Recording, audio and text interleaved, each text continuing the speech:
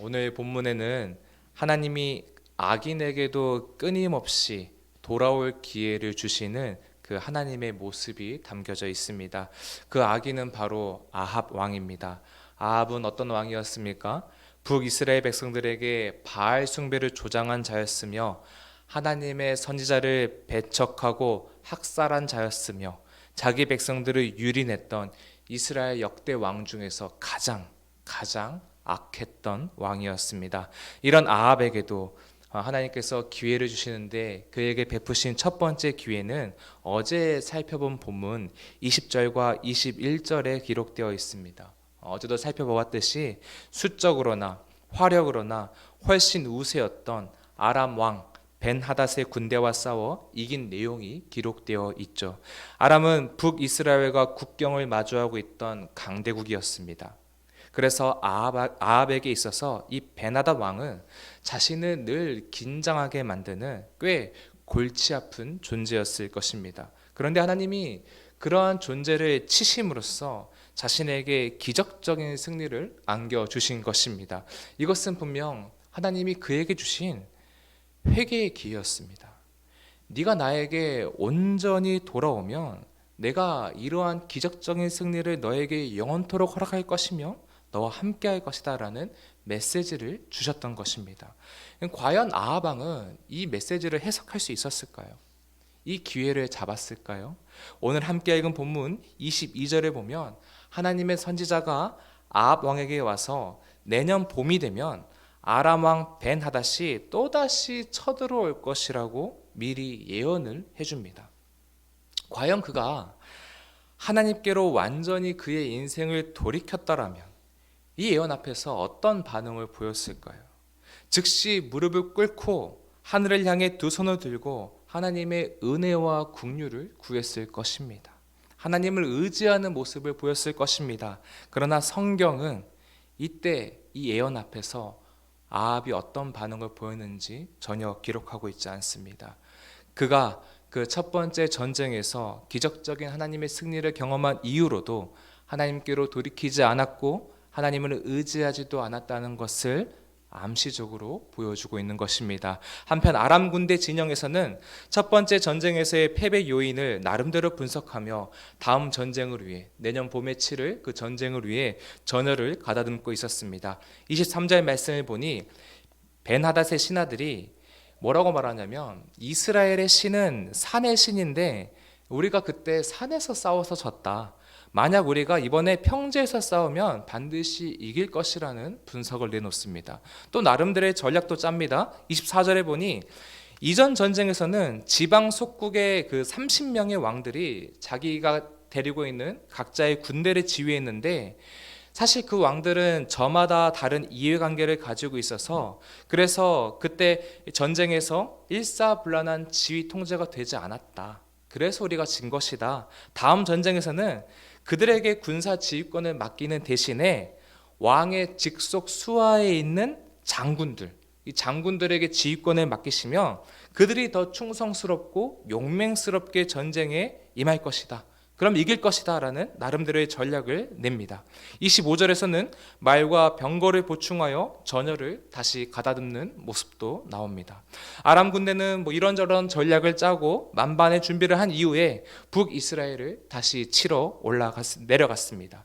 그 당시 상황이 기록되어 있는 27절 말씀을 제가 읽어보겠습니다. 이스라엘 자손도 소집되어 있는 군령을 받고 마주 나가서 그들 앞에 진영을 치니 이스라엘 자손은 두 무리의 적은 염소 떼와 같고 아람 사람은 그 땅에 가득하였더라.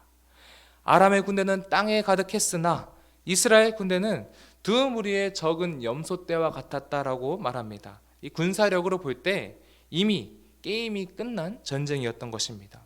그 현장에 있던 아합 왕은 지독한 두려움과 공포에 휩싸였을 것입니다. 그런데 그때 하나님의 사람이 아합을 찾아와 하나님의 메시지를 전해줍니다. 28절 말씀입니다. 제가 읽겠습니다. 그때 하나님의 사람이 이스라엘 왕에게 나와 말하여 이르되 여호와의 말씀에 아람 사람이 말하기를 여호와는 산의 신이요 골짜기의 신은 아니라 하는도다. 그러므로 내가 이 큰 군대를 다 너의 손에 넘기리니 너희는 내가 여호와인 줄을 알리라 하셨나이다 하니라. 이 아람 사람들이 나 여호와의 이름을 모욕하는 소리를 들었다. 그래서 내가 저 아람의 군대를 아합 너의 손에 넘길 것이니 너는 그 승리를 통해 내가 여호와인 줄을 알리라라고 말씀하십니다.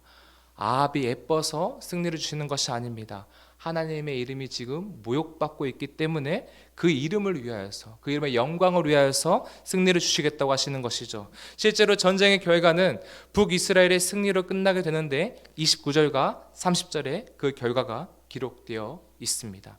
하나님이 함께 하셨기에, 하나님이 일하셨기에 이런 기적이 일어난 것이었습니다. 이 승리는 하나님이 아합에게 베푸신 또 한 번의 기회였습니다. 아합은 이때라도 이 회개의 기회를 붙잡고 하나님께로 전심을 다해 돌이켜야 했습니다. 내가 잘나서 이긴 것이 아니라 하나님의 도움으로 이겼습니다라고 찬양해야 됐으며, 하나님의 이름을 모욕한 아람 군사들과 벤하닷 왕의 목숨을 그 자리에서 끊어놨어야 했습니다. 그러나 아합은 이 기회를 또 잡지를 못합니다. 벤하닷을 응징함으로써 하나님의 이름을 모욕한 그 대가를 치르게 하기는커녕 그런 그와 평화 조약을 맺습니다. 34절을 제가 읽겠습니다. 벤하닷이 왕께 아뢰되 내 아버지께서 당신의 아버지에게서 빼앗은 모든 성읍을 내가 돌려보내리이다. 또 내 아버지께서 사마리아에서 만든 것 같이 당신도 다메섹에서 당신을 위한 거리를 만드소서. 아합이 이르되 내가 이 조약으로 인해 당신을 놓으리라 하고 이에 더불어 조약을 맺고 그를 놓았더라. 벤하닷은 자신의 목숨을 구걸하기 위해 두 가지 제안을 합니다. 첫 번째, 선대왕이 이스라엘에서 빼앗았던 성읍들을 다 돌려주겠다. 둘째, 아람의 수도 다메섹에 이 상업 활동을 위한 거리를 만들어서 그곳에서 이스라엘 물건을 팔 수 있도록, 그래서 많은 국가적 수익을 낼 수 있도록 해주겠다라고 제안을 합니다. 아합은 이 제안 앞에서, 이 제안을 좋게 여겨서 베나닥과 평화 조약을 맺고 그를 풀어주게 됩니다.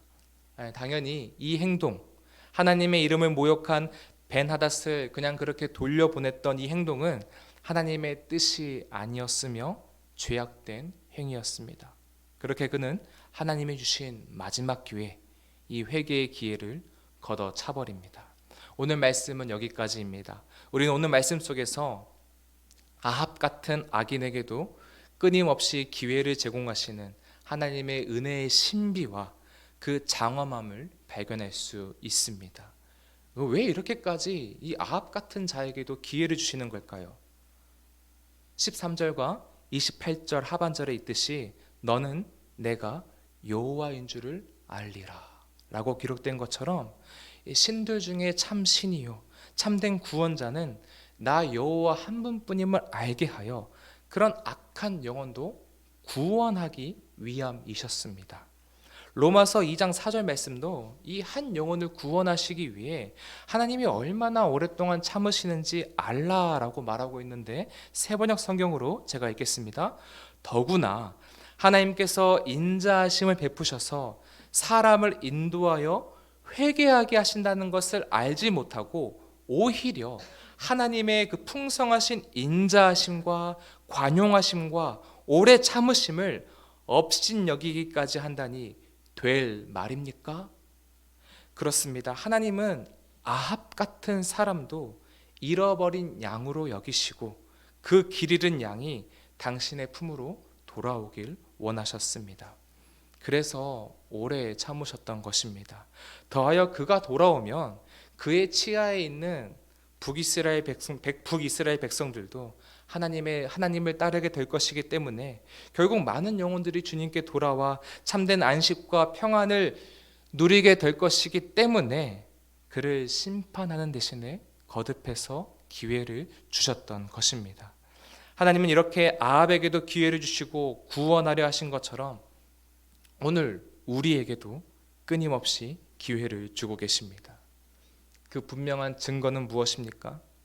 우리는 연약하여 끊임없이 죄를 반복하고 무너지기를 어제도 오늘도 그리고 내일도 반복하고 있지만, 그런 나를 심판하시는 대신에 당신의 아들을 십자가에 죽게 하사 용서받을 수 있는 길을 열어주셨다는 이 사실이 우리에게 기회를 주셨다는 가장 큰 증거인 것입니다. 또한 우리의 많은 허물에도 불구하고 우리 모두에게 오늘이라는 이 하루를 계속 허락해 주시는 것도 기회를 주고 계시다는 증거입니다.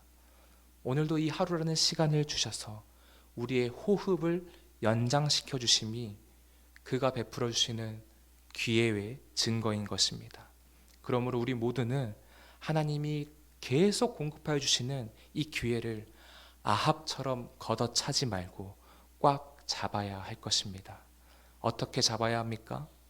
기회로 주신 이 하루를, 이 소중한 시간을 최선을 다해 잘 살아내는 것이 기회를 잡는 모습입니다. 어제보다 오늘을 조금 더 잘 살아내야 합니다. 보다 더 거룩한 삶, 하나님을 꼭 붙드는 믿음의 삶, 말씀을 가까이 하고 순종하는 삶, 부름받은 자리, 일터와 가정과 학교에서 사랑과 용서와 섬김을 베푸는 삶을 살아야 합니다. 바로 이 모습을 보시려고, 어제보다 좀 더 나아져 가고 있는 이 모습을 보시려고 하나님이 우리에게 오늘이라는 이 기회와 무한히 용서받을 수 있는 구원의 기회를 베풀어 주신 것입니다. 오늘 이 아침에 기도하실 때 하나님, 오늘 나에게 주시는 이 하루를 통해 제가 어떤 일을 하길 원하십니까? 저에게서 오늘은 어떤 모습을 보기 원하십니까? 주님께서 보기 원하시는 그 거룩하고 온전한 모습대로 잘 살아낼 실력과 지혜를 주시옵소서라고 기도하시길 바랍니다. 그렇게 매일매일 하나님이 베풀어 주시는 그 귀한 기회를 붙들고 승리하시는 저와 여러분 되기를 축원합니다. 기도하겠습니다. 사랑의 하나님, 은혜와 사랑을 감사합니다. 악한 왕 아합에게도 기회를 주신 사랑과 은혜와 긍휼의 하나님이 오늘 나의 하나님이심을 기억하며 고백합니다. 오늘 나에게 주신 기회를, 오늘이라는 이 시간을 가볍게 여기지 않게 하시고 그 기회를 꽉 붙들어 어제보다 더 나은 오늘의 이 하루를 살아낼 수 있도록 인도하여 주시옵소서. 또 그렇게 살아낼 실력과 성령의 충만함과 지혜와 능력을 공급하여 주시옵소서. 예수님의 이름으로 감사히 기도드립니다. 아멘.